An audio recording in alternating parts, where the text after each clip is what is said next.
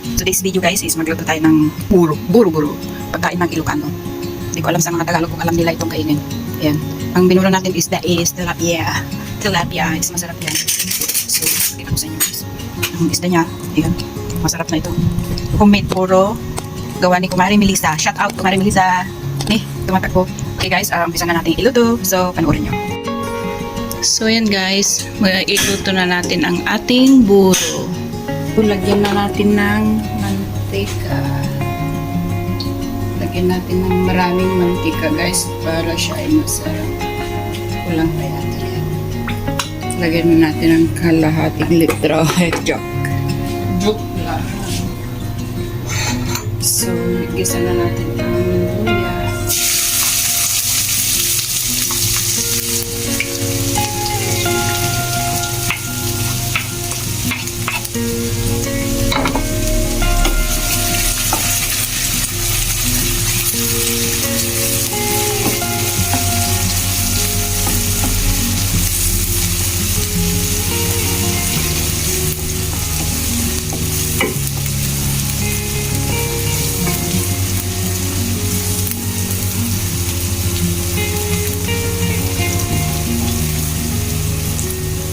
Gisa natin ang luya hanggang siya ay mabango guys.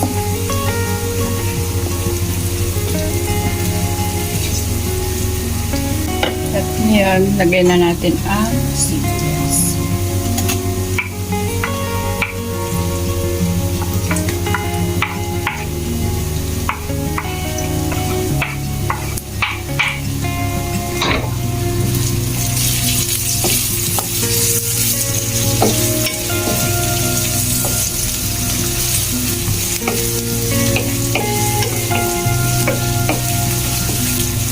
Gisa din natin ang sibuyas hanggang siya ay mabango din para mabango ang ating ulam.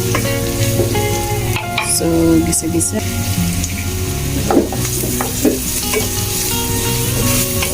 Bango na niya guys.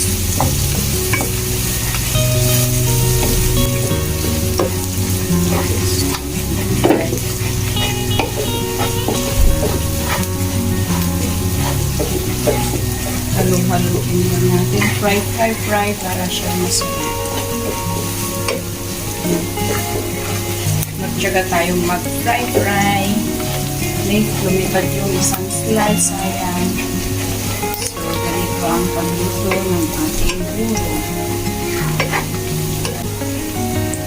So, yun guys, ilagay na natin din ang ating kamatis. So, ang ating kamatis is dalawang malawak.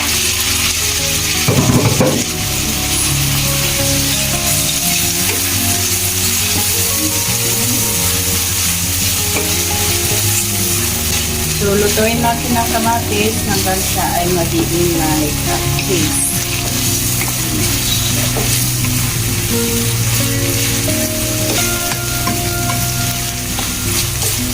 Delicious fermented rice with fish. So, ito ang ating fermented rice with fish. Guys, very yummy. Kung sa mga hindi pa nakakain dyan guys, libre tikim ito. Mamaya pag matapos ko maluto, bibigyan ko kayo. Kaya manood na kayo guys. Standby kayo lang dyan. Malapit na siyang maluto ang ating mga. Malaki naman ito. Nabi ka bayaan sunog ang wait ma'am kalay mo. So, rin ako pa lang guys. Masarap na. Sana na kung yung luto natin lalagay mo natin. At ngayon guys, ilalagay na natin ang ating fermented rice dish. So, ito yung dish niya. Tilapia guys. So, this one is made by Kumari Melissa. Kumari Melissa, shout out. Masarap ito ng buro natin. Ayan, wow. Delicious. Sarap naman.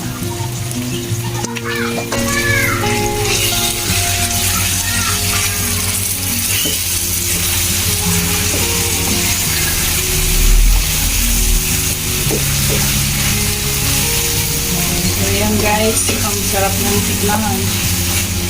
Luto na siya.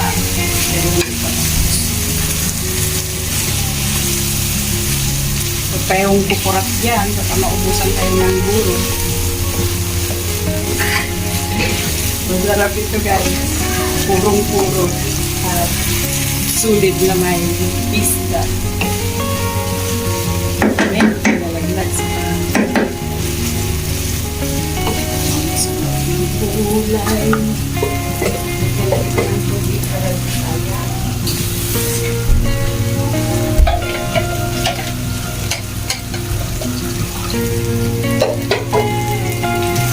Marigilisa, ang sarap ng buro natin. Ayun. So, ito guys, lutuin natin ng mga maybe 10 minuto para siya masarap. Ang tilapia natin is maluto siya na. Okay. So, yun lang guys. So, sarap na. Mamaya natin tikman kasi baka hindi pa luto yung tilapia hindi tayo safe. So, huwag kayong kukurap dyan guys. Masarap ito. Share ko sa inyo. Ito ang homemade buro made by Kumari Belisa. Kumari Belisa, shout out!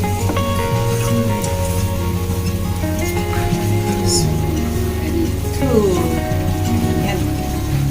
Kung titikit sa puwet ng palayok natin guys, strip natin ng ganyan para hindi siya masunog. Tsaka halo-haloin na rin natin para mag-blend siya and more nicer. Yan. Sinsya na kayo guys, hindi ako marunong magsalita. So, halo-halo na ang ating salita at Tagalog siya na Ilocano.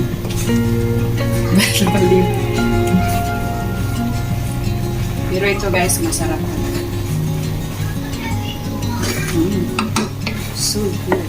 So good. Delicious. Ito pa, isda natin hindi pa siya naghiwalay. Yun. So, lutuin natin ng maigi para siya maluto ng ating isda. So, cook. Pero, huwag natin pabayang masunog ang puwet ng ating palayok para hindi ito masunog. Ang sarap yung ating buro. Kumari Melissa, may katuyon sa mga mitang.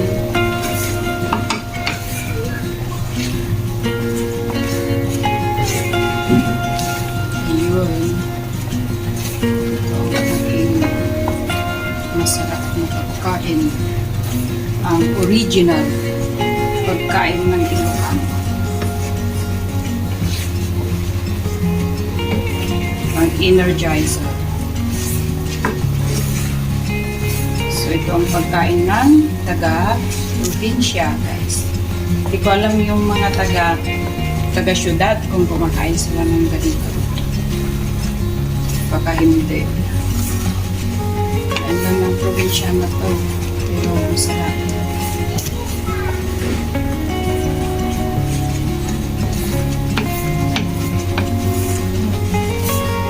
Lapit na siyang naluto. So, lutuin natin guys hanggang ang mantika niya ay lalabas. Iwalay sa ating buro. Ating rice.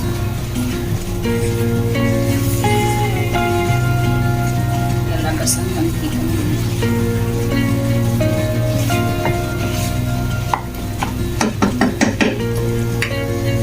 Malapit na. Masarap na guys. Ayan guys, lumulutang ng ating mantika sa ibabaw. So, that means is malapit na siyang maluto. Or luto na. Pero, magtyaga pa akong maghalo-halo ng ganito para mas masarap.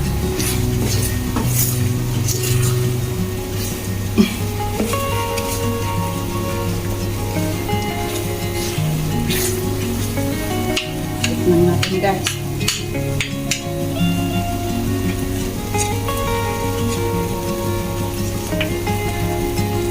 So itong sinasabi ng mga Ilocano, ulam namin is kanin at ang kanin namin is kanin. Oops, ang init.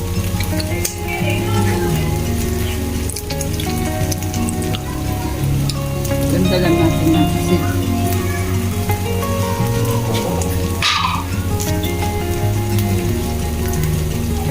So kung hindi tamang alat niya guys, dagdagan lang ng asin.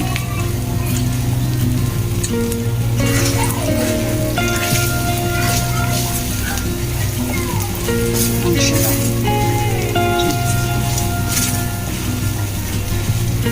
Ayan guys, nandito na siya.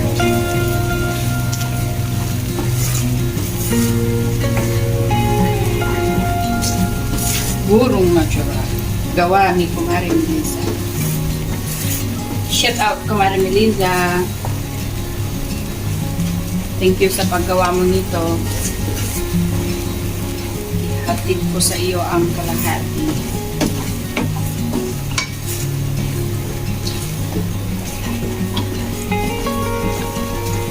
So guys, luto na siya. Yung mantika niya nasa ibabaw na. So ayan, tikman natin ulit. So,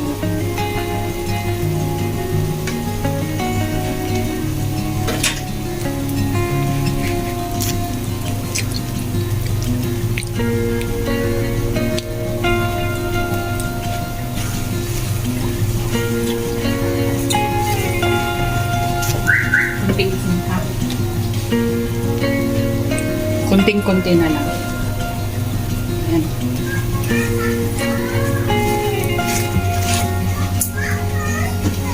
Pwede na akong magkain.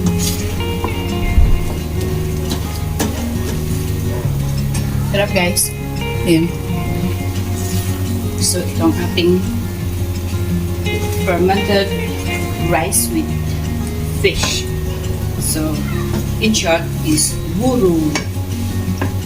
So yan, tapos na tayong gluto. Patayin na natin ang apoy. At tayo ay magkain na guys. So yan guys. Yummy. Natin dito sa serving bowl. So ito siya guys. Ang sarap.